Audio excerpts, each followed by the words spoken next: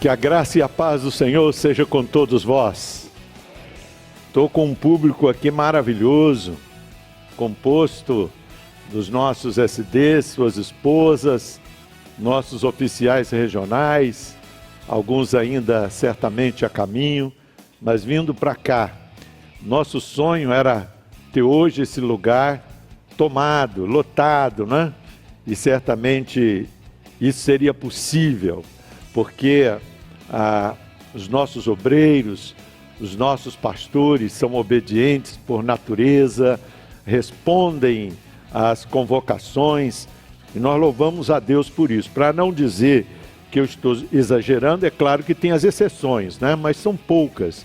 A maioria responde o chamado, as convocações, e esse lugar, sem dúvida, estaria tomado. Prevendo termos dificuldades por conta ainda da pandemia, reduzimos apenas a presença dos SDs, suas esposas e dos nossos obreiros regionais e alguns convidados para estar conosco nesta manhã.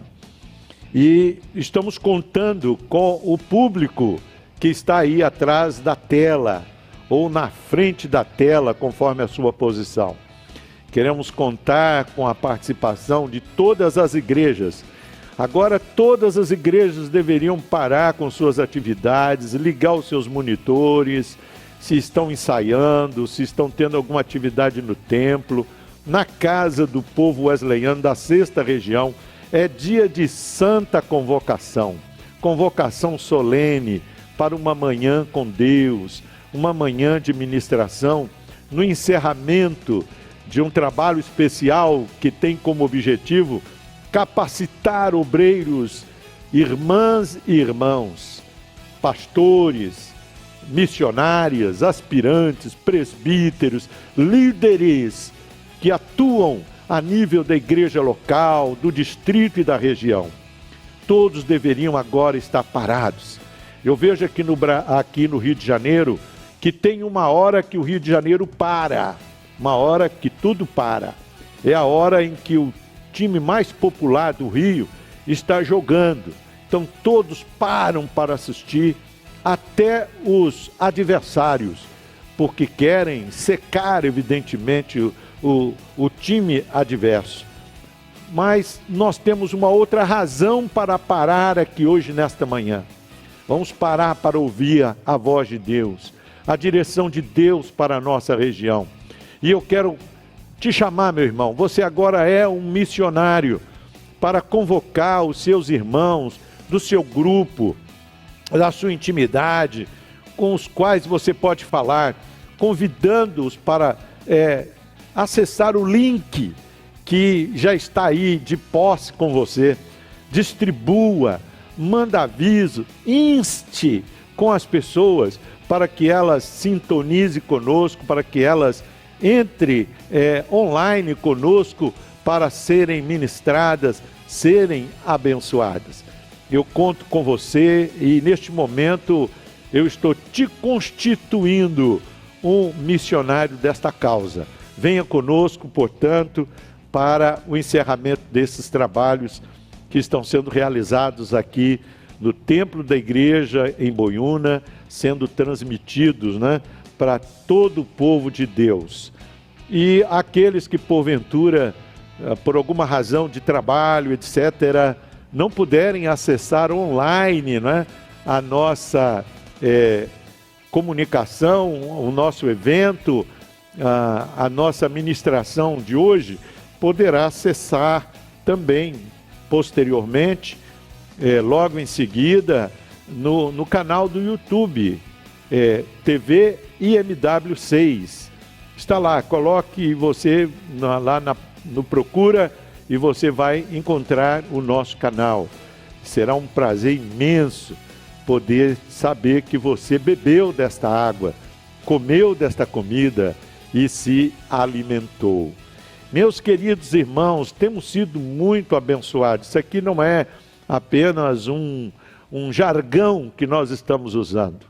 Eu estou aqui com meu coração apertadinho, porque foi uma semana muito muito prazerosa, uma semana rica, uma semana abençoadora. E agora que chega o final, entendemos, começa a cair a ficha, que vamos continuar sintonizados, ligados, amando uns aos outros, mas cada um na sua trincheira, ali no seu campo de batalha, ligados, né, em espírito, ligados pela empatia, ligados pelos sentimentos, aqueles entranháveis afetos. Nós continuaremos ligados, mas esse tempo aqui foi muito bom.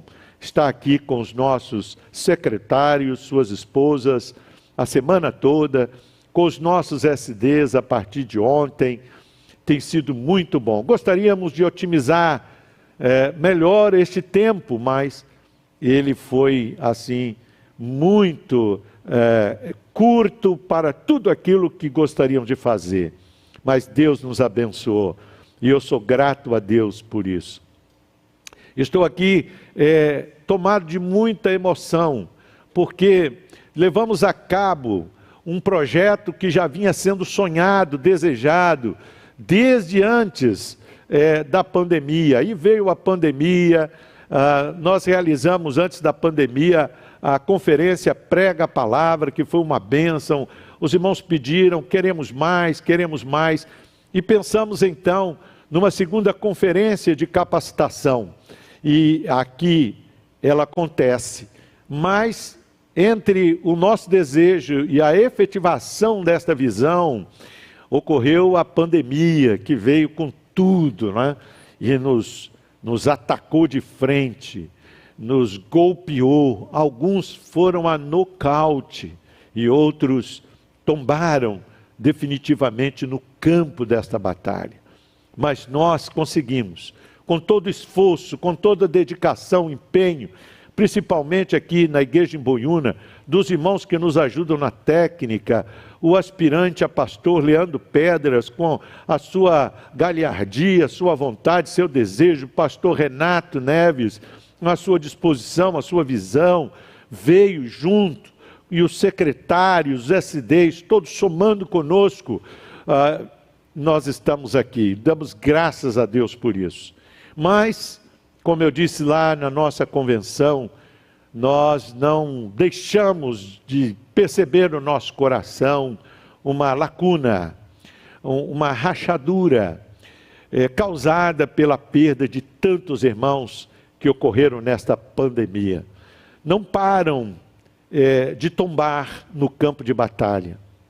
De ontem para hoje, já alguns nos deixaram.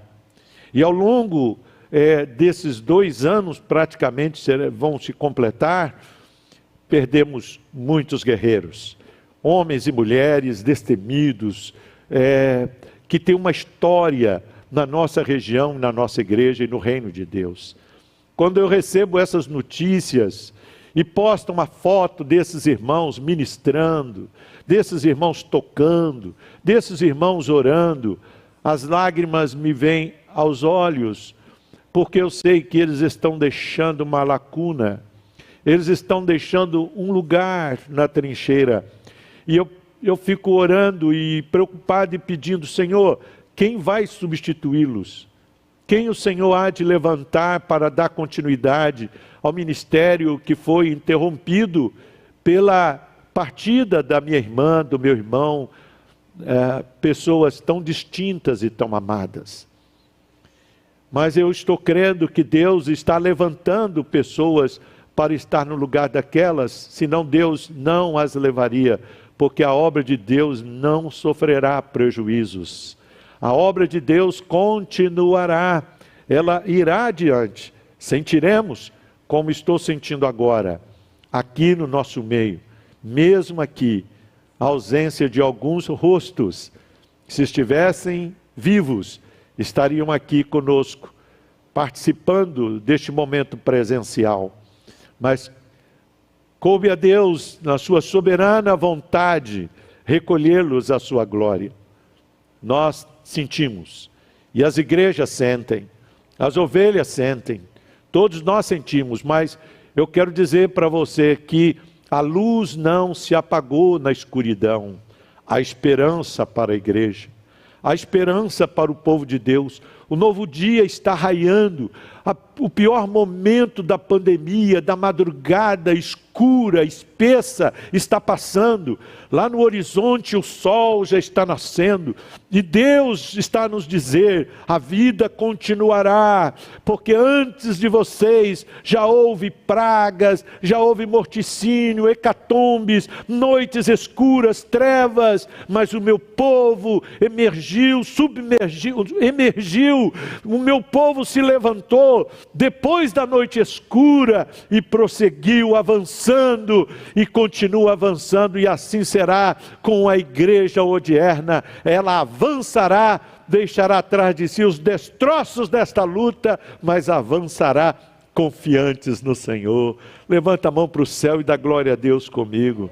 Maior é o que está em nós do que aquele que está no mundo. Vamos chorar, vamos chorar. Vamos lamentar, mas não podemos ser um exército que pare. É preciso continuar. E esta conferência vem justamente para isso, para dizer aos nossos pastores, quando a minha mãe, o mesmo que a minha mãe me dizia, quando eu parava para chorar, o brinquedo que quebrou, quando eu parava para chorar, ter tirado uma nota baixa na escola, ter ganho uma reprovação, minha mãe dizia: engole o choro, meu filho, levanta e vamos em frente. Esta conferência vem para dizer a você, pastor, a você, irmão e irmã, é hora da gente superar o choro. Chega de vitimização. Vitimização não cabe para o povo de Deus. Nós não somos um povo derrotado e fracassado. Podemos ter tido perdas, sentindo-as de perto muitas vezes, tocando em nós. Mas nós estamos aqui e haveremos de avançar, porque Deus está conosco. Porque a poderosa mão de Deus está sobre nós. Amém? A técnica poderá me ajudar aí se eu estiver olhando para a câmera errada, porque são tantas câmeras aqui, uma ali, aqui, outra ali, mas tanto nessa como nessa, essa do meio também? Ok, então me sinto à vontade. Eu quero te convidar nesta manhã para revigorarmos nossas forças, a refletirmos sobre o tema rompendo limites. Esta é uma palavra que Deus colocou em meu coração para compartilhar com os meus pastores, com as minhas ovelhas. Gostaria de fazê-lo pessoalmente, mas terei que me contentar e me dirigir a você aí do outro lado. Portanto, convoque o povo todo para ouvir esta palavra. Eu gostaria que você fosse alcançado por ela. 2 Reis, capítulo 13, versículos 14 a 20. Abra sua Bíblia comigo no livro de 2 Reis, capítulo 13, 14 a 20. O segundo livro dos reis de Israel e Judá. Capítulo 13, versículo 14 a 20. Versículo 14. Estando Eliseu padecendo da enfermidade de que havia de morrer, Jeoás, rei de Israel, desceu a visitá-lo, chorou sobre ele e disse: meu pai, carros de Israel e seus cavaleiros. Então lhe disse Eliseu: toma um arco e flechas. Ele tomou um arco e flechas, disse ao rei de Israel, retesa o arco, e ele o fez. Então Eliseu pôs a mão sobre a mão do rei e disse: abre a janela para o oriente. E ele a abriu. E disse mais Eliseu: atira. E ele a atirou. E prosseguiu: flecha da vitória do Senhor, flecha da vitória contra os sírios, porque ferirás os sírios em Afeca, até os consumir. Disse ainda: toma as flechas. E ele as tomou. Então disse ao rei de Israel: atira contra a terra. E ele a feriu 3 vezes e cessou. Então o homem de Deus se indignou muito contra ele e disse: 5 ou 6 vezes a deverias ter ferido. Então ferirás os círios até os consumir. Porém, agora, só 3 vezes ferirás os círios. Morreu Eliseu, e o sepultaram. Nós já recebemos a oração. Debaixo desta oração, vamos ministrar a palavra do Senhor. Max Lucado sugere em um dos seus livros que o cemitério é o lugar mais rico do mundo. É onde estão sepultados os grandes tesouros, onde estão enterrados os grandes tesouros. Ali estão enterrados sonhos acalentados durante uma vida inteira, sonhos que foram projetados na mente de pessoas capazes, sonhos que poderiam revolucionar, sonhos que, se concretizassem, mudaria a história. Mas esses sonhos não se realizaram, estão lá sepultados. Estão obras de artistas pensadas com delicadeza nos mínimos detalhes, obras que poderiam superar as obras de arte que nós conhecemos, mas ficaram apenas no desejo, ficaram apenas no projeto e não se concretizaram, estão sepultadas lá. Obras literárias, livros extraordinários que poderiam ter sido escritos, mas estão lá, em projetos sepultados com aqueles que os sonharam. Obras, igrejas, ministérios, tanta coisa linda que, se tivesse tornado realidade, poderia mudar a história do mundo, mas estão sepultados lá. Pessoas que se sentiram limitadas por conta das circunstâncias e não realizaram seus projetos e não realizaram os seus sonhos. Deus tem me falado sobre esta questão de limites. Precisamos entender que há limites que precisam ser rompidos para que o que Deus projetou através de nós e em nós, para realizar através de nós, seja realizado. O rei de Israel, Jeoás, contava com a presença do profeta Eliseu, que, além de ser um homem de Deus, era um profeta guerreiro, era um profeta que não ficava apenas nos limites do ato profético, ele saía à guerra, ele enfrentava, ele era além de profeta, um conselheiro de guerra, e também um companheiro de guerra, ele ia para a batalha. E Jeoás contava com Eliseu, principalmente porque a Síria continuava afrontando Israel, e Eliseu era como aquele goleador que já havia feito alguns gols nas redes da Síria, e o rei da Síria temia Eliseu. Então Eliseu era um ícone na vida de Jeoás. Jeoás governava em Israel, mas ele estava descansado no seu trono, com a presença de um profeta guerreiro. Um profeta guerreiro. E quando Eliseu adoeceu de uma doença mortal, a Bíblia diz isso, e ele não se recuperaria e morreria, Jeoás foi visitar Eliseu, desesperado com a possibilidade de perder Eliseu, porque se Eliseu morrer, o que será de mim? Se Eliseu morrer, o que será do trono de Israel? Afinal de contas, ele é um ícone, ele é uma pessoa com quem eu posso contar.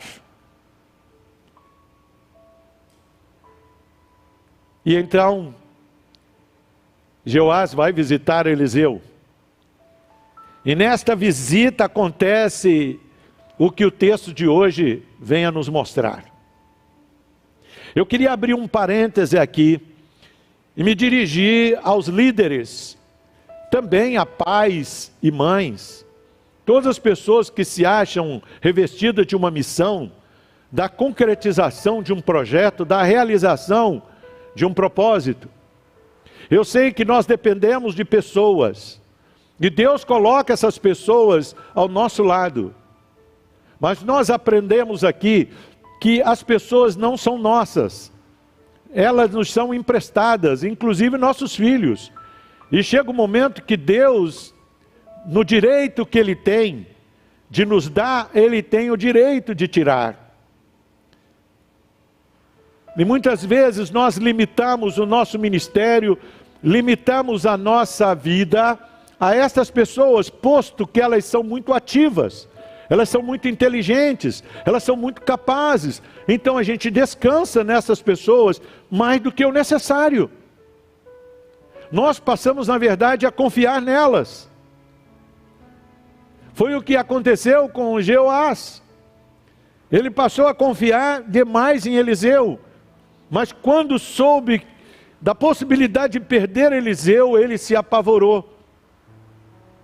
Então, pastor, líder, irmão, irmã, pai e mãe, eu quero dizer para você que por mais eficiente que sejam as pessoas que Deus colocou ao seu lado, seu cônjuge, seu amigo, seu irmão em Cristo, o obreiro que senta com você no púlpito, seu presbítero, seu diácono, eu quero dizer para você que Deus não repousou e não limitou a realização da sua obra por meio dessa pessoa. Deus é o dono da obra. Ele é quem faz e Ele usa quem Ele quer, do modo como Ele sente que deve fazer. Quando um cai, Ele levanta outro. Quando Ele chama um, Deus desperta outro. A obra é dEle, tudo é para Ele, tudo é para a glória dEle, e a Ele toda a glória, todo louvor, agora e para todo sempre. Amém. Jesus disse para os seus discípulos: vocês não se sentirão órfãos, não se sentirão, porque eu estarei com vocês, virei para vocês, na pessoa do Espírito Santo, vou estar com vocês o tempo todo, em nenhum momento você se sentirá órfão.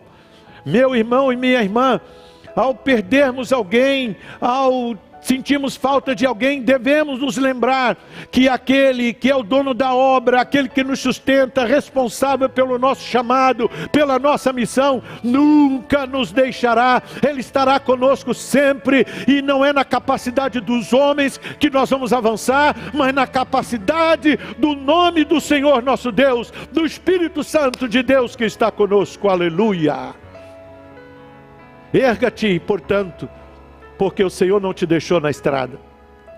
Erga-te, portanto, porque por mais espessa e escura que seja a noite, Deus está aí com você. Ele será a tua luz. Ele estará contigo durante toda a caminhada. Jamais te deixará e nem te desamparará. Não permita que você sofra limitações por falta de alguém tão importante e que marcou a sua vida. Agradeça a Deus pela vida dessas pessoas, mas é preciso continuar. Amém? Repitam comigo, vocês que estão aqui, você que está em casa, é preciso continuar. Para o ensaio tá bom, vamos lá, mais forte, quem está comigo nesta mensagem? É preciso continuar. E nós vamos continuar em nome de Jesus. Amém, meu irmão? Alguns já estão continuando, não desistem, estão indo à frente. Então o rei de Israel teve uma surpresa muito grande. Ele chegou e chorou, vendo Eliseu nas condições que Eliseu se encontrava. Ele chorou e disse: meu pai, carros de Israel e seus cavaleiros. Sabe o que o rei estava dizendo? Ele estava dizendo assim, o rei Jeoás estava dizendo para Eliseu, na Bíblia, na linguagem de hoje: meu pai, o Senhor foi como um exército para defender Israel. Eliseu fora como um exército para defender Israel. Por isso Jeoás chorou. Vendo Eliseu ali naquele leito, ele olhou para Eliseu, um homem cheio de vigor, um homem que antes cheio de vitalidade, agora doente para morrer, talvez definhando, magro, com os olhos opacos. O Jeoás teve um impacto muito grande, chorou e disse com toda esta convicção: meu pai, o Senhor foi como um exército para defender Israel. Em outras palavras, e agora o que será de mim? E agora o que será de mim? Então o profeta Eliseu não se deixou levar pelas palavras do rei Jeoás. E então Eliseu diz para ele: pegue um arco e algumas flechas. Jeoás pegou o arco e as flechas, e Eliseu lhe disse que se preparasse para atirar. Agora, rei, você confiou muito em mim, eu lutei muito por você e em seu lugar, mas agora é você que vai ter que fazer acontecer. Pega o arco, pega a flecha, porque é hora de você mostrar a cara, é hora de você mostrar a que veio. Será que o seu arco e as suas flechas não estão guardadas aí enquanto você descansa no arco e na flecha que está na mão daquele seu presbítero, aquele seu evangelista, seu líder de casais, do seu líder da escola dominical, do GECEL? Será que você não está descansando muito na habilidade dessas pessoas? Mas vai chegar uma hora que Deus vai dizer para você: olha, meu filho, eu não te entreguei esse arco e nem essas flechas para ficarem guardadas, não. Pegue-os, porque agora é você que vai ter que ir à frente deste povo, e você vai, porque você foi treinado para vencer. Amém, meu irmão? Mas às vezes a gente fica tão descansado.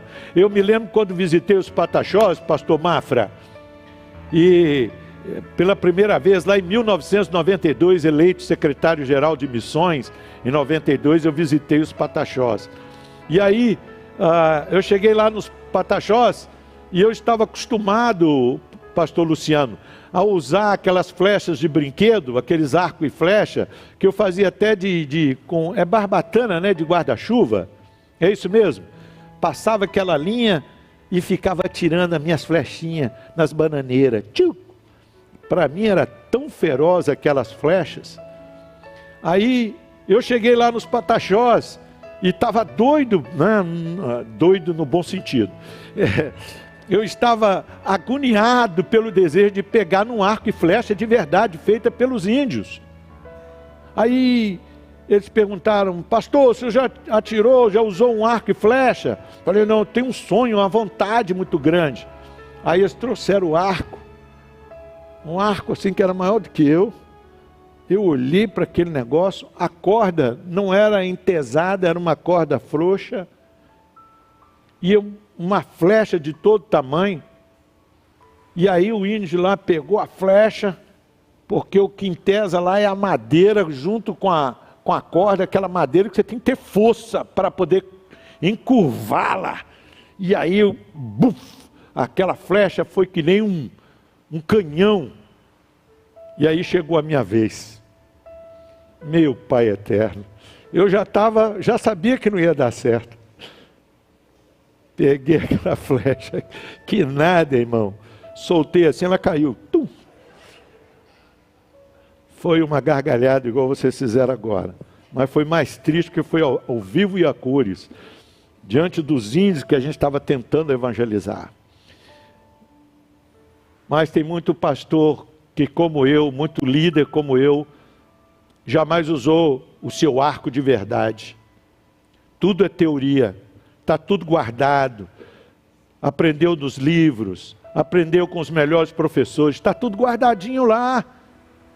Você não aprendeu nada que você um dia não vai precisar usar.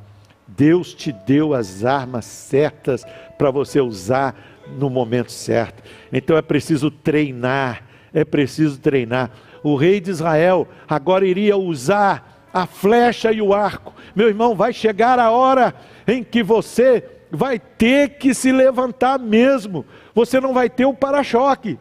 Você não vai ter o teste de ferro, é você mesmo. Você vai olhar para a esquerda, cadê aquele irmãozinho? Vai olhar para a direita, cadê aquela irmãzinha? E a obra te chamando, vem, vem. E você olha, não tem ninguém, sou eu mesmo, é você mesmo. Pega o arco, pega a flecha e vai em nome do Senhor Jesus. Porque é Ele que fortalece os teus braços para a guerra, é Ele que fortalece os seus pés para a batalha. Mas para isso, nós precisamos treinar. Não se iluda, meu irmão. Quando Deus levantar alguém para fazer a obra, não é para você deitar na rede. Quando Deus levantar alguém para te ajudar, não é para você relaxar, parar de orar, parar de jejuar, parar de pregar, parar de ministrar, parar de chorar. Ah, você está muito tranquilo quando tem pessoas para fazer no seu lugar, mas chega uma hora que Deus tira. Então Deus diz, agora é com você. E você diz, mas Senhor, eu te dei tempo para se preparar. Você teve uma pandemia toda, quase 2 anos, para se preparar, para afinar a sua espada, para preparar o seu arco e a sua flecha, e agora está chegando a hora. Levanta, porque eu conto com você. É você mesmo que vai fazer a minha obra. Aleluia. Não espere que venha outro pastor, não espere que venha um ajudante de primeira qualidade, não espere isso, não espere aquilo. É você, o meu instrumento, que vai mudar a história deste lugar. Aleluia. Aleluia. Bendito seja o nome do Senhor para sempre. Então, o profeta sentiu a fraqueza do rei. Então ele diz para o rei, pega o arco, pega a flecha. E ainda o último ato profético, o profeta colocou a mão, aleluia, sobre a mão do rei. Talvez a mão lisa, frágil, que só sabia usar caneta, usar a pena naquele tempo. O rei colocou a mão, aliás, o profeta colocou a mão sobre a mão do profeta, do rei, e falou, vamos entesar junto, rei. Abra a janela, porque agora você vai atirar a flecha na direção do Oriente, isso é, na direção da Síria. Vai, estica e atira. E com a ajuda do profeta, ele atirou a flecha. Aleluia. Aproveite enquanto a mão do profeta está sobre você.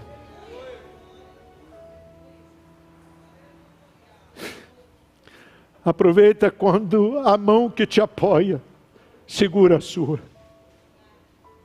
Não descanse, não diga a você mesmo, eu tenho tudo.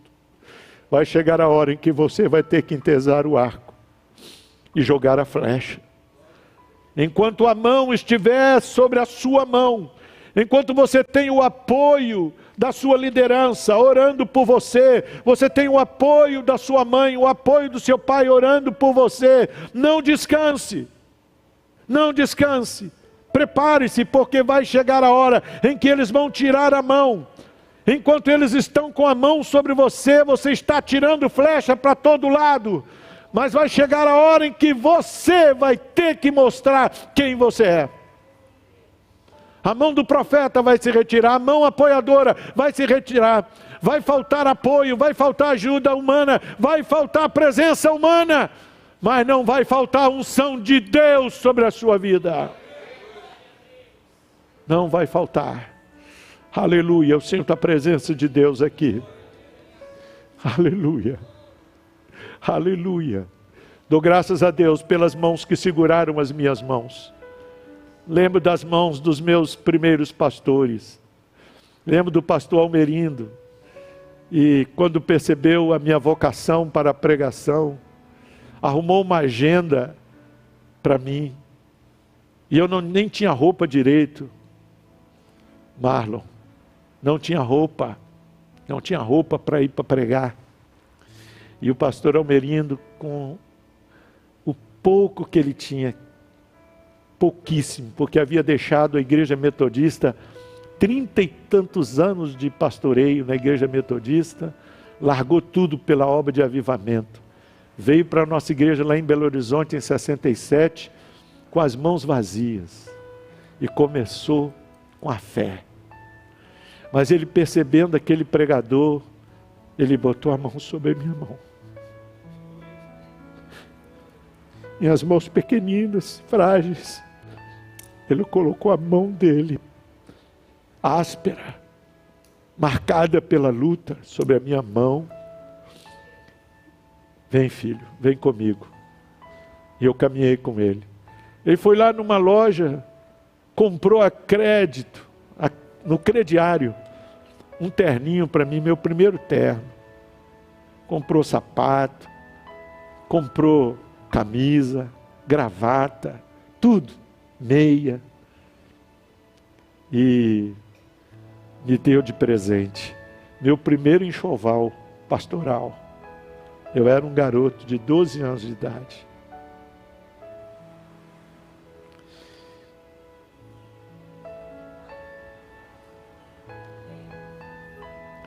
Interessante que aquele terninho foi tão abençoado que ajudou a conquistar a Márcia.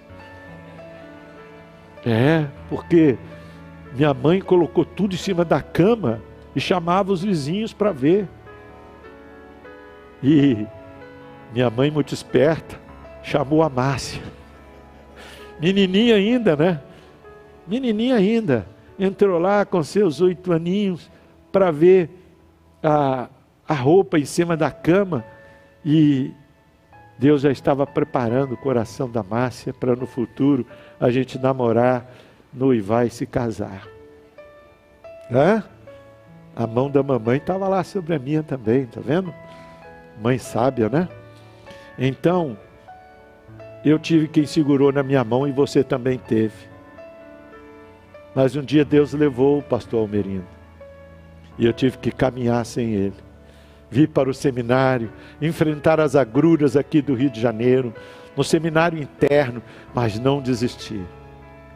E estou aqui, mais de 40 anos depois, servindo ao Senhor. A Ele a honra, a glória e o louvor. Quantas vezes tive que entesar o meu arco para lançar a minha flecha, momentos agudos, mas Deus me deu forças, Deus me deu graça, porque fui treinado para isso. Fui treinado para isso, não para me vitimizar. Coitadinho de mim, ninguém me apoia, Deus tirou todo mundo, eu estou sozinho. Não, nunca estive sozinho, porque o Senhor sempre esteve comigo. Ele está com você, meu irmão. Você pode levantar a mão e dar glória a Deus. E aí o profeta disse, quando Jeoás atirou a flecha, então o profeta disse para ele: flecha da vitória do Senhor. Flecha da vitória do Senhor. Na linguagem de hoje, o profeta estava dizendo assim para Jeoás: você é a flecha da vitória do Senhor. Amém? Você é a flecha da vitória do Senhor, porque Deus resolveu derrotar os sírios por seu intermédio, derrotá-los definitivamente. Se você crê nisso, em minhas palavras, o profeta está dizendo: se você se sente a flecha do Senhor para derrotar os sírios, como Deus me usou, Ele vai usar você. Se você crê que Ele vai te usar para derrotar os sírios, então pegue as suas flechas e joga contra a terra. Então o rei pegou uma flecha, jogou, e o profeta ficou esperando. Pegou a segunda, jogou. O profeta ficou esperando. Jogou a terceira. Acho que já estou cansado, já dá. E parou. O profeta lamentou e disse: meu rei, você deveria ter jogado 5 ou 6, porque para você derrotar os sírios totalmente, você vai precisar de 5 ou 6 batalhas, mas você duvidou, você jogou só 3 flechas. Então sua vitória vai ser parcial. Você não terá a honra de ter derrotado os sírios. O rei limitado, mesmo diante da palavra profética, ele se limitou a usar o seu potencial de forma tão limitada. Meu querido irmão, minha querida irmã, isso me fala muito ao coração. Deus espera de nós que correspondamos ao potencial com o qual Ele nos dotou. E esse potencial não pode ser limitado pelo meu cansaço, pela minha enfermidade, não pode ser limitado pela minha condição psicológica, não pode ser limitado pelas condições humanas. Não, o meu potencial não pode ser limitado, porque Deus me deu a medida necessária para que eu realize a sua obra, não pela metade, não 70%, nem 90%, mas 100% daquilo que Ele me deu para fazer. Aleluia, bendito seja o nome do Senhor. Paulo conheceu essa verdade, meus queridos irmãos, e no final da sua vida, ele disse: eu combati o bom combate, eu completei a carreira e guardei a fé. Mas olha para a vida de Paulo, se ele encontrou moleza, não encontrou moleza, ele teve que às vezes ficar sozinho, não tinha ninguém com ele, todos tiveram que deixá-lo por alguma razão, alguns por boas razões, outras nem tanto, mas ele ficou sozinho. Deus está dizendo para mim e para você, que haverá tempo no ministério, tempo na vida, que caminharemos sozinhos. Eu não sei qual é o trecho do meu caminho, que eu terei que caminhar sozinho, mas preciso estar preparado para isso. Quando todos virarem as costas, por razões que não sejam até razões maliciosas, nas circunstâncias da vida, eu terei que ficar só. Mas mesmo só, como Jesus no Getsêmani, como Paulo em diversas situações, eu tenho que saber que nunca estarei só, porque o Espírito Santo de Deus estará comigo, e a mão poderosa do Senhor me dará forças para continuar. Não deixe que o seu ministério se limite por essas razões. Entenda que Deus te chamou para ir adiante e para fazer a vontade dEle. Irmãos, os limites da nossa vida são necessários. Nós não podemos condenar os limites. Eu estou com o cabinho aqui, o fio, e eu estou me sentindo, sabe aqueles caras com aquele cabelão? Eu sei que não os tenho mais, mas a sensação é essa. Os limites não são de todo ruins. Os limites são necessários, mas não podemos deixar que os limites nos tornem pessoas limitadas. Limite a nossa capacidade de nos doarmos à obra de Deus, por exemplo. O limite, ele tem o seu lugar. Deus quem criou e estabeleceu os limites para a nossa vida. Esses limites que Deus criou para a nossa vida, eles são legítimos, eles são extremamente necessários. Ele estabeleceu os limites com o propósito de nos ensinar que a nossa vida, ela tem duração, ela tem um tempo. Ele estabeleceu esses limites em forma de regras, para que nós saibamos a respeitar o direito do outro, saibamos usar a nossa liberdade, sem ferir a liberdade do outro. Esse limite é necessário para que nós tenhamos uma vida saudável.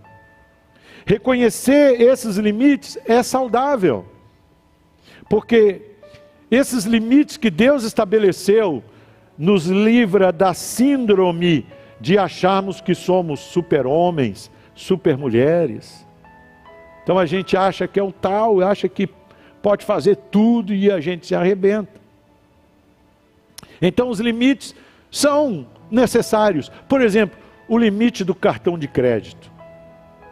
Quanta gente tem se livrar do pior por causa daquele limite. Às vezes fica lá brigando com o gerente, né? Amplia o meu limite, amplia o meu limite. Mesmo que pedir, amplia a minha sepultura. Porque está caminhando para o buraco cada vez mais. E o limite está te segurando. Então há limites saudáveis, que nos ajuda a respeitar, né, a nossa condição. Mas infelizmente há outros agentes que nos impõem limites, outros agentes, além de Deus, que nos impõem limites saudáveis, para a gente não se sentir o Todo-Poderoso. Infelizmente há outros agentes que tentam nos impor limites. O problema é que esses limites nem sempre são legítimos. Esses limites nos fazem sentir limitados. Os limites de Deus não têm como objetivo nos limitar, mas nos proteger, nos permitir usufruir da liberdade que Ele nos deu. Como o peixe tem a liberdade, mas na água, se ele sair da água, ele morre. O seu limite é a água. Deus também estabelece limites para nós, para que possamos viver bem. Paulo agradeceu a Deus, ao escrever à igreja em Corinto, pelos limites que Deus estabeleceu, por meio da sua graça, na sua vida. Por toda a Bíblia, de Gênesis a Apocalipse, a gente vê Deus limitando as ações do homem. E esses limites são saudáveis para proteger e garantir a nossa vida. Mas há limites, guarde o que eu vou dizer para você agora. Há limites que são estanques. Há limites que são atrofiadores. E é para isso que eu chamo sua atenção. É para esses limites.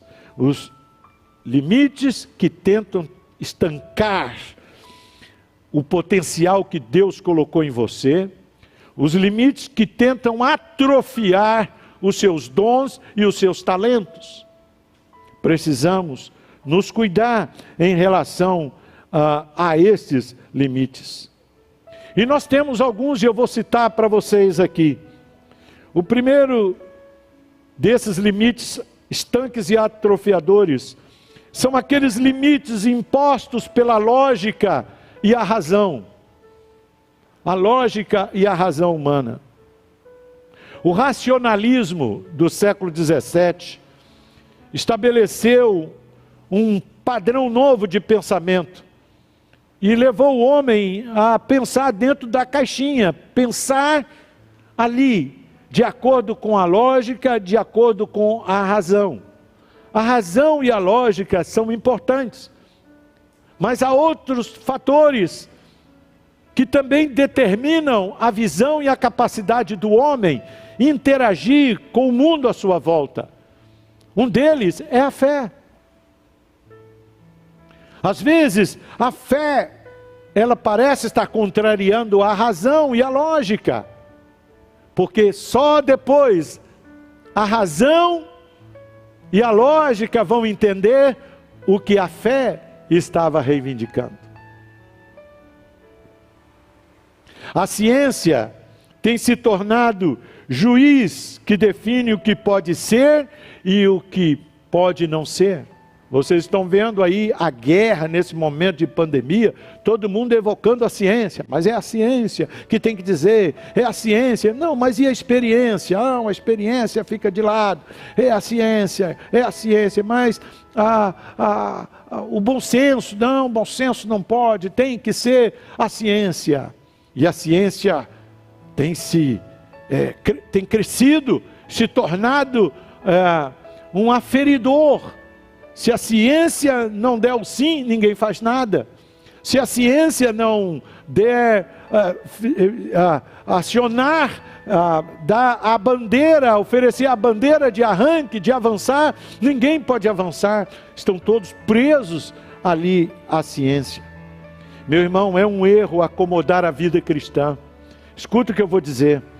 É um erro acomodar a vida cristã e o ministério aos limites da lógica, da razão e da ciência humana. E eu quero aqui evocar e parafrasear Blaise Pascal, aquele filósofo iluminista. Ele havia dito que o coração tem razão que a própria razão desconhece. Mas eu quero substituir a razão pela fé. A fé tem razão que a própria razão desconhece. Amém? Não é verdade? A fé tem razões que a razão desconhece. E nós, pastores, nós, igreja do Senhor, temos que entender que o nosso ministério, nossa vida cristã, não está limitada à ciência. Não é a ciência que vai dar a última palavra, nem a razão, nem a lógica. Às vezes vamos ter que contrariar a ciência, contrariar a lógica e a razão humana, confiando na palavra do Todo-Poderoso, porque aquele que é o Senhor de todas as coisas, faz tudo muito mais do que aquilo que eu posso pensar e imaginar, segundo o seu poder, a sua soberania. E eu preciso ter esta certeza, eu preciso ter esta convicção. Veja o caso de Abraão e Sara. Abraão com 99 anos, Sara com 90. Se fosse perguntar a ciência, a razão, a lógica, tem condições de sair um bebê do relacionamento conjugal entre esses dois? A ciência ia, mesmo limitada naquele tempo, e avançada como é hoje, depois de um avanço tão grande, ia nos dizer que era muito pouco provável que isso acontecesse. Muito pouco provável. E talvez improvável que isso acontecesse. Um Abraão com 99, uma Sara com 90, mas Deus disse para ele: você será pai de muitas nações. Amém? Se Abraão fosse um camarada racionalista, ele jamais sairia de dentro da sua tenda. Deus falou: sai de dentro da sua tenda, olha as estrelas e conte-as se você puder, assim será a sua descendência. O velhinho lá contando as estrelas, e Deus falando: assim será a sua descendência. Oh, meu irmão, a palavra de Deus vai contrariar a ciência, vai contrariar a lógica, vai contrariar as perspectivas do homem racional. A palavra de Deus na sua boca se cumprirá, para que os poderosos deste mundo saibam que há um Deus maior. Ele é o Senhor, Ele é soberano sobre toda a terra e sobre todo o céu. Levanta a mão para o céu e glorifica o nome dEle. Não se deixe limitar pela razão, pela lógica. Não se deixe limitar ou limitar o seu ministério. Se você faz a conta, mas não tem o suficiente. Se você conta as pessoas e diz: mas pela lógica, isso aqui não vai dar certo. Você olha e diz: mas pelo que temos no banco, não há condições nenhuma de avançar. Oh, quantos ministérios atrofiados por causa disso. Confia na palavra do Senhor, entesa o seu arco, pegue a flecha e diz: a mão do Senhor está sobre nós, e nós vamos vencer, nós vamos alcançar o nosso objetivo.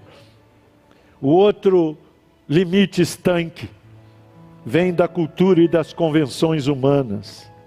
Muitas vezes a cultura e as convenções humanas tentam limitar o nosso ministério, colocar o nosso ministério dentro da caixinha. Nós temos e percebemos que às vezes o senso comum, ele se transforma num tabu. Sabia disso? Um tabu que mantém a gente ali. Eu, por exemplo, fui governado por um tabu que era fruto do senso comum durante a minha infância. Não podia comer manga, chupar manga e tomar leite. Então era uma escravidão. Na hora de chupar aquela manga suculenta, mamãe e papai perguntavam: você bebeu leite? Bebi. Então você não pode tomar. Meus irmãos caíam na manga. Eu ficava lá olhando, deliciando, tantas horas para poder chupar uma manga.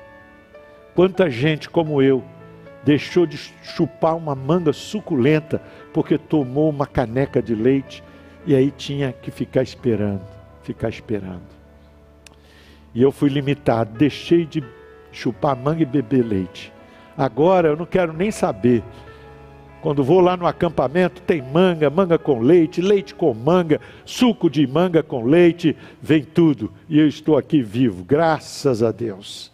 Meu irmão, quantos obreiros estão com seus ministérios estancados, limitados por causa do senso comum, de tabus que surgem em nosso meio, que a gente não sabe de onde veio, quem estabeleceu essa regra. E a gente fica ali, não, mas não pode fazer isso, não pode fazer aquilo, tem que ser desse jeito. E a gente, eu não sou contra as regras, elas são, os irmãos que me conhecem, sabem disso. Mas aqueles limites que estão estancando nosso ministério, matando o nosso ministério, precisamos rever isso. Precisamos rever, porque Deus nos chamou para fazer a sua obra. E nada pode nos impedir de realizar o que Deus nos chamou para fazer. A influência dos valores defendidos pela comunidade é um outro tabu terrível. Por exemplo, a comunidade costuma valorizar mais a juventude que a velhice. Os jovens estão com a corda toda. Não é porque eu vou completar 65 que eu vou fazer uma apologia aqui à velhice. Mas, infelizmente, a sociedade valoriza mais a juventude, está na cultura, no senso comum. Os próprios velhos se desvalorizam. Eles próprios se desvalorizam. Não gosto de dizer que é velho, por exemplo. Não gosto de admitir, o cabelo está ficando branco. Ai, meu Deus do céu, deixa eu correr aqui. Uma ruga aqui, ai, meu pai, estica, doutor, estica. E haja pitanguis na vida para colocar tanta coisa no lugar. Nós mesmos depomos contra a nossa velhice, quando tudo é bom ao seu tempo, não é, irmãos? Tudo é bom ao seu tempo. Então, e aí nós começamos a colocar os mais experientes na prateleira, porque a igreja quer juventude, porque o mundo corporativo quer juventude. Então colocamos os mais experientes na prateleira, e os mais experientes vão aceitando isso, vão aceitando e vão se atrofiando esse limite que a sociedade coloca e que o senso comum tenta colocar. É hora de reagir contra isso, meu irmão. Na força do Senhor é que você vai adiante. Caleb foi corajoso. Com 85 anos ele estava disposto a ir à guerra, à batalha, porque o Senhor era com ele. Na força do Senhor ele iria avançar. Meu querido irmão, Deus está falando com você esta manhã. Não aceite os estanques que coloquem sobre você, limitando o seu ministério. Livra-te dessas algemas. Levanta hoje e diga: é na força do Senhor que este servo vai avançar. E sabe, meu irmão, estou falando com um idoso esta hora. Eu creio que você pode entesar o arco muito mais do que muitos jovens que estão ao seu lado. Muitos jovens aí com esta Nutella da vida, não pode com o calor do sol. Eu conheço muitos obreiros novos que não têm ainda 10 anos de ministério, estão com a língua para fora. Ai, pastor, ai, bispo, eu não aguento mais, eu estou estressado, eu estou cansado, me ajuda. Eu sei que há enfermidades diagnosticadas que são sérias e precisam ser cuidadas, mas eu entendo que precocemente muitos estão jogando a toalha, precocemente muitos estão aceitando os estanques da vida, os limites da vida. Meu irmão, você está se deitando, está se curvando. Primeiro o inimigo fez você sentar, você sentou, como se não bastasse, ele agora te manda deitar, e você deitou, e agora ele manda você enrolar nos cobertores da autocomiseração, da vitimização, e você está aí embrulhado nesses cobertores, enrolado. Mas Deus está falando com você hoje: levanta, eu não mandei você parar, levanta, porque é hora de continuar. O seu ministério pode ir mais adiante. Você foi chamado para derrotar os sírios cabalmente. Você foi chamado para fazer a obra de Deus cabalmente. Levanta a mão para o céu e diga glória a Deus. Aleluia, aleluia. A influência dos pares, dos amigos e pessoas afins é outra. Eu me lembro, quando jovem, como eu queria agradar os meus amigos. Então, eu lembro que, pela primeira vez, eu usei uma calça boca de sino, um negócio assim, nem me lembro mais como fala. Boca de sino. E aí comprei, a calça já estava trabalhando, mas e para sair com aquela calça? Os meus amigos estavam lá na rua. E eles, tudo gente humilde, né? Aquelas calças pega frango e tal. Eles iam acabar comigo. E eu andava de um lado para outro pensando, saio, não saio, saio, não saio.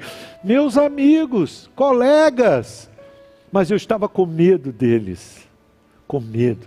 Minhas entranhas se derramavam dentro de mim. Meus irmãos, muitas vezes nossos amigos, nossos companheiros, eles também criam estanques, limites estanques. E às vezes, nesse contexto, eles nos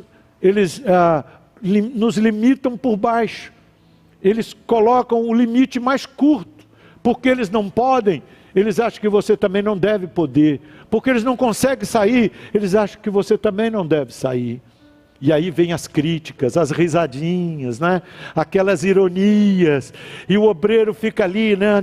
Mas Deus me mandou fazer isso, mas Deus me chamou, mas e as risadinhas dos meus colegas, e os comentários lá no WhatsApp, no grupo, vão rir de mim, o que será de mim? E aí você vai limitando seu ministério, e você vai caminhando no mesmo passo que todo mundo, quando Deus te chamou para algo maior.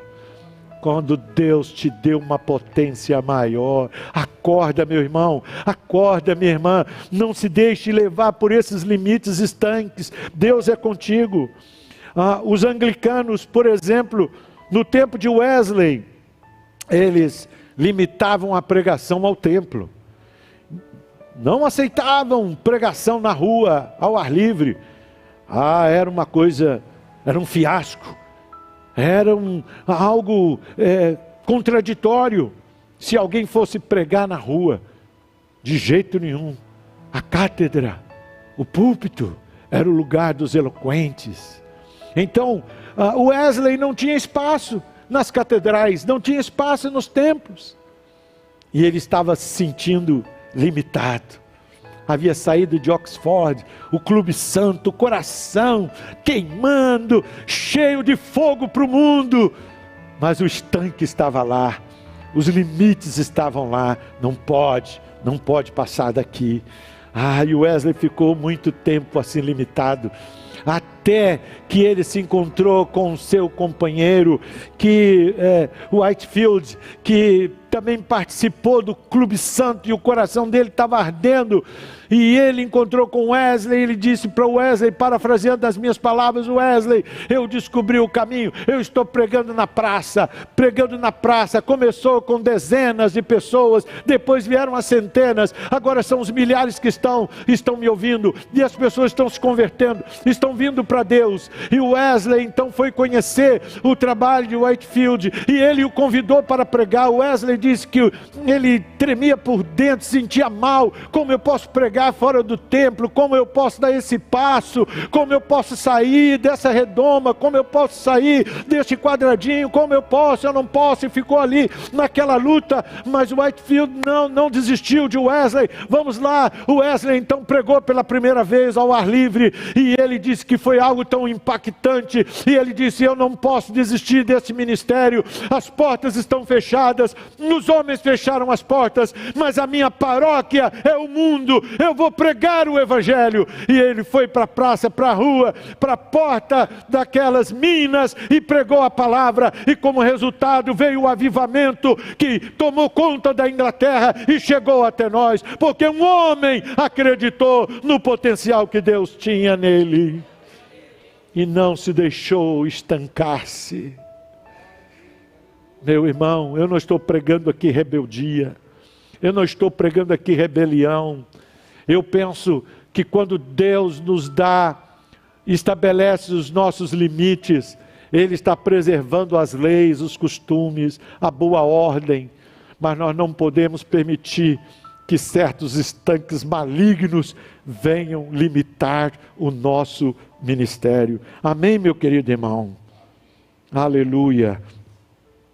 E, em terceiro lugar, nosso ministério pode estar sendo limitado pelas condições sociais, que é uma outra situação que nos estanca, que limita o nosso ministério.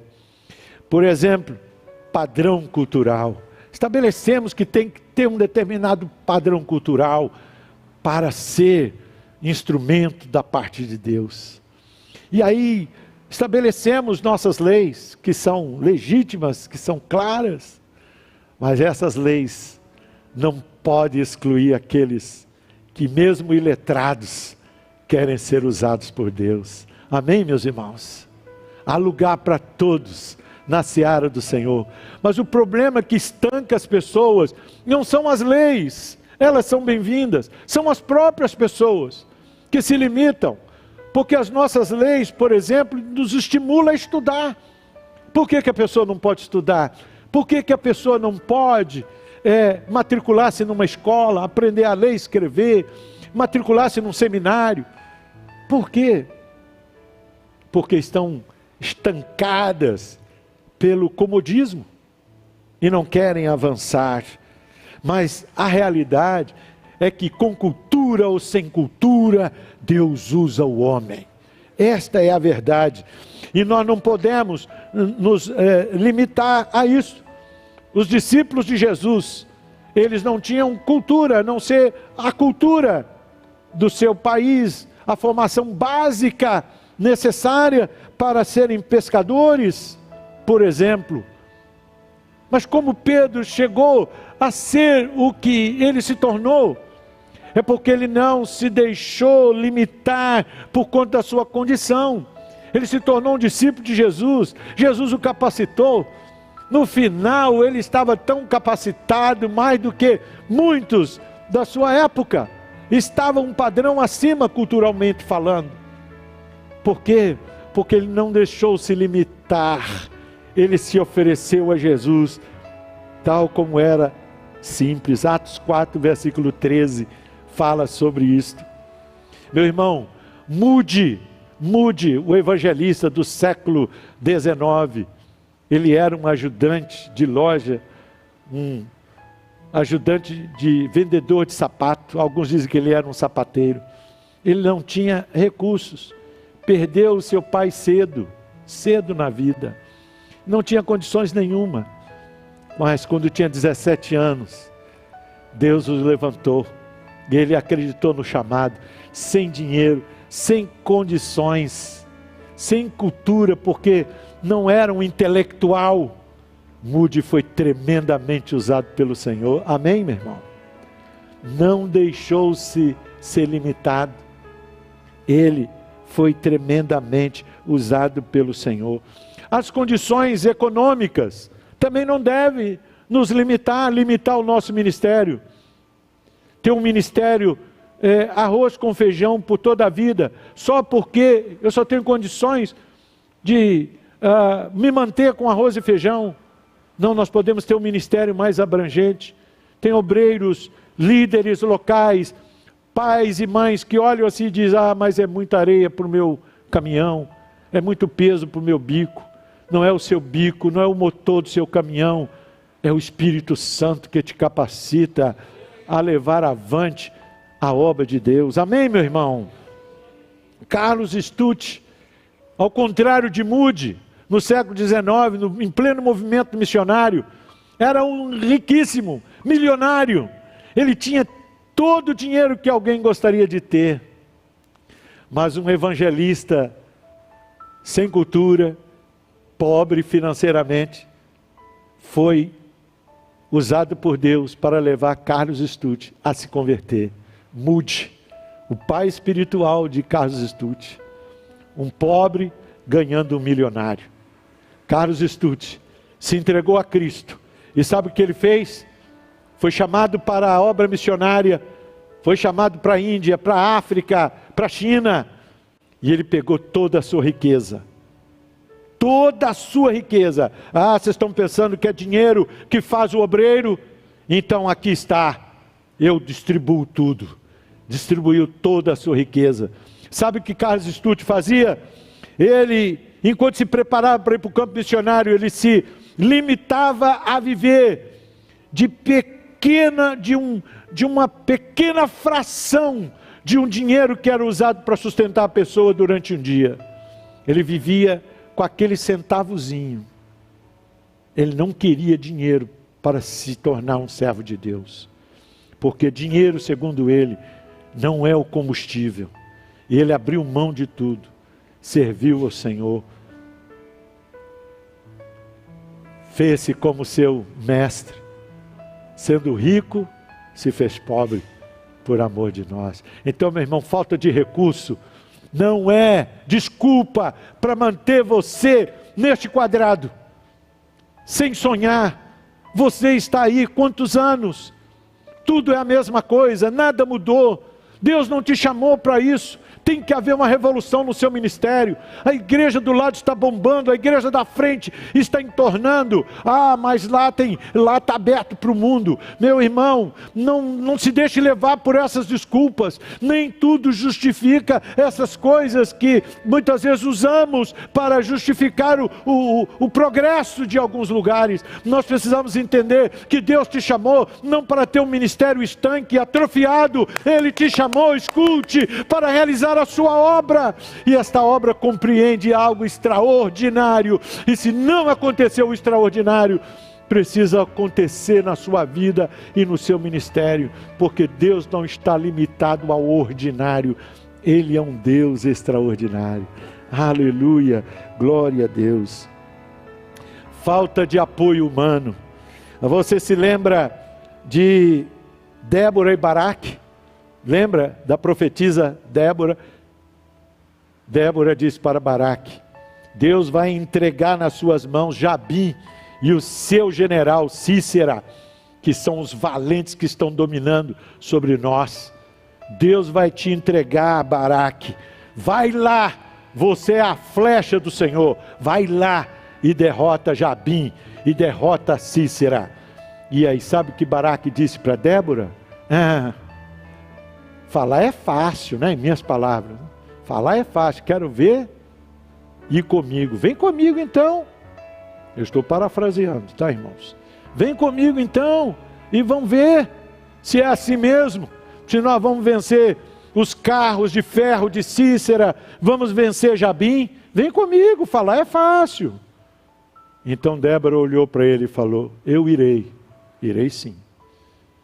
Mas saiba de uma coisa: a honra de derrotar Sísera não será tua, porque às mãos de uma mulher Deus entregará o general do exército de Jabim.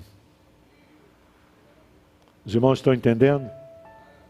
Ah, meu irmão, quantas vezes lá no nosso coração você está ouvindo essa mensagem aqui, e eu tenho certeza, tem mais de uma dúzia de pastores que estão dizendo: bispo, falar é fácil, o senhor está aí, ser bispo é fácil, vem para cá, bispo, vem para cá, volta, vem cá, o senhor vai ver como é que é, a minha situação aqui é totalmente diferente, eu não tenho isso, eu não tenho aquilo, não tenho aquilo. Ah, meu irmão, você pode chorar suas pitangas do jeito que você quiser, o Deus que eu sirvo é maior que todas as coisas. Ele não me envergonhou e jamais vai me envergonhar. Baraque perdeu a chance. Como Débora disse, aconteceu. Sísera foi derrotado, Jabim foi derrotado, mas Baraque não levou a fama. Ô pastor, acorda. Ô meu presbítero, acorda. Ô meu líder de Gessel, acorda. Ô minha irmã, acorda. Meu querido pai, avô, acorda. Porque Deus está falando com você. Ele quer te entregar nas suas mãos. É você quem vai derrotar os Círios. É você que irá vencê-los.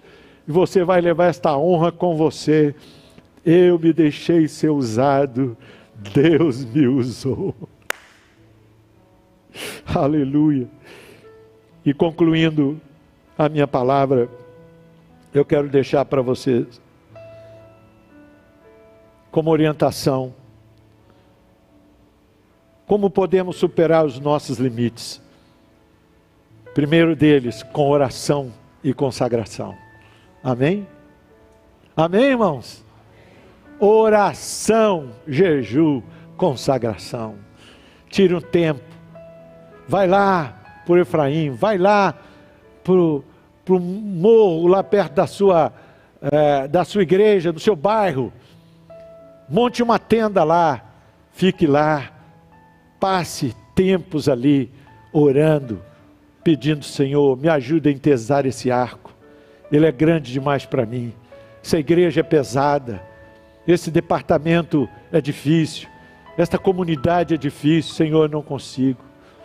Deus vai te capacitar, Deus vai te honrar, Ele é todo poderoso. Amém, meu irmão? Aleluia. Em segundo lugar, use a sua criatividade. Deus é Deus criativo, Ele é criativo por excelência. Olha a sua volta, veja, Ele tem lugar para tudo neste mundo, até para o caramujo que vai se rastejando. Todos têm a sua atmosfera, porque Deus é criativo, e Deus compartilhou dessa criatividade conosco. Por que que os rios serpenteiam e chegam ao mar? Olhe, quando eu viajo sobre o rio Amazonas, eu olho lá de cima e vejo que ele é como uma grande serpente. Onde ele encontra um obstáculo, ele vai driblando, é um perfeito artilheiro, até encontrar o mar aberto. Amém, meu irmão?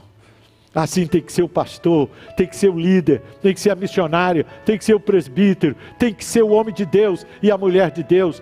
Vai parar diante da primeira montanha e vai ficar lamentando: bispo, me tira daqui.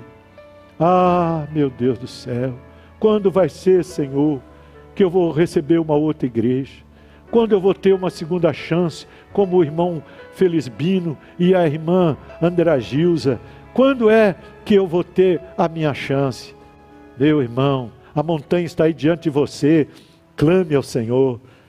Se Deus não te mandar escalar a montanha, com certeza Ele vai falar: olha para o lado, olha para a direita, para a esquerda, dá o seu jeito, vira nos 30, meu filho, vira aí nos 50, nos 60, dá seu jeito, vamos lá, a água tem que correr, o rio tem que alcançar o mar, você tem que ir à frente, tem que ir adiante. Aleluia. Você pode vencer os seus limites também, além da oração, da criatividade, trabalhando em equipe. E você não pode sozinho, chame pessoas para trabalhar com você. Recrute pessoas para estar ao seu lado, faça como Jesus. 3 anos preparou os seus discípulos, sua equipe. Depois ele foi para o céu e disse para eles: obras maiores do que as que eu fiz, vocês poderão fazer, se vocês acreditarem em mim. E aqui está, durante o tempo de Jesus, o Evangelho chegou aos extremos apenas ali da Palestina, mas depois da sua ida para o céu, o Evangelho se espalhou por todo o mundo e chegou aqui e está comigo, está com você. Amém, meu irmão? Não há estanque para quem trabalha em equipe, quem consegue formar uma boa equipe. E concluindo finalmente, quer vencer os estanques da vida? Então, prepare discípulos, seja um discipulador, porque onde você parar, o seu discípulo vai continuar. Amém, meu irmão? Elias preparou Eliseu. Elias fez 7 milagres, Eliseu fez 14. Elias foi levado para o céu, mas Eliseu não deixou cair o bastão, substituiu Elias à altura. E na verdade, o ministério de Eliseu, você sabe disso, foi feito na mesma unção, no mesmo poder de Elias, porque era o mesmo Deus. A única forma de seu ministério ir adiante, mesmo depois da sua morte, mesmo depois da sua jubilação, é você ter formado discípulos com a mesma visão, acreditando que eles podem levar para frente aquilo que você começou, aquilo que você deu continuidade, aquilo que você tanto lutou, eles darão continuidade. Forme discípulos. Você, pastor, está formando discípulos. Há discípulos aí na sua igreja. Nesta manhã, Deus tem falado conosco sobre a ousadia de sobrepujar os estanques que o diabo, que a vida, que o senso comum, que as condições financeiras, que as condições do mundo tentam colocar sobre nós. Hoje é dia de fazermos, como os homens de Deus, nos levantarmos e rompermos com os grilhões que nos prendem. Termine com essa vitimização. Não tem castigo para aquele que Deus escolheu. Não tem cativeiro para aquele que Deus separou. Onde você está, Deus fará de ti uma bênção. Ele é o teu Senhor. Que Deus te abençoe em nome de Jesus. Vamos orar ao Senhor. Vamos nos colocar em pé. Os irmãos que estão aqui, as irmãs, quem me assiste lá na sua casa, meu irmão, Deus está falando com você. Deus, nesta hora, durante esta conferência, Ele colocou a mão na sua mão, mandou você pegar o arco dependurado. Vem cá, pega o seu arco. Agora eu vou colocar minha mão sobre você. Cada palestra, cada palavra que você está ouvindo, é Deus colocando a mão sobre a sua mão. Eu sou contigo, meu servo. Vamos entesar o arco. Você vai ganhar esse bairro. Você vai se tornar uma referência nessa cidade. O seu ministério, a sua igreja. Você vai, esses bandidos, todo esse crime organizado que está aí, dando uma de forte, tudo isso aí vai acabar.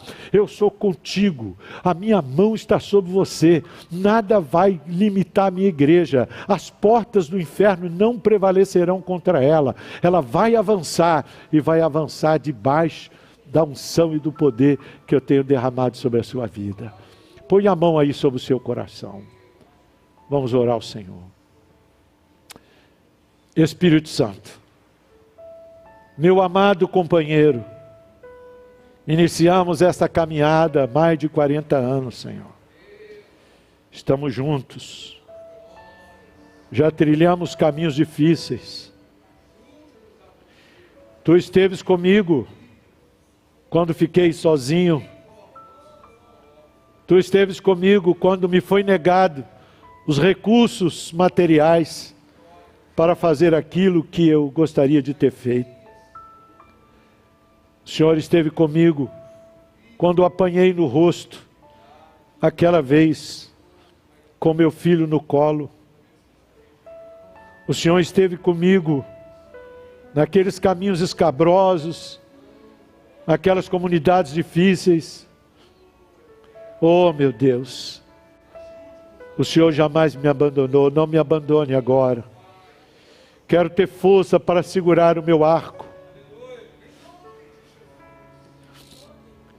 para incentivar os meus pastores, os membros desta igreja, e apesar das lutas, apesar das provas, nós podemos avançar e realizar a tua obra.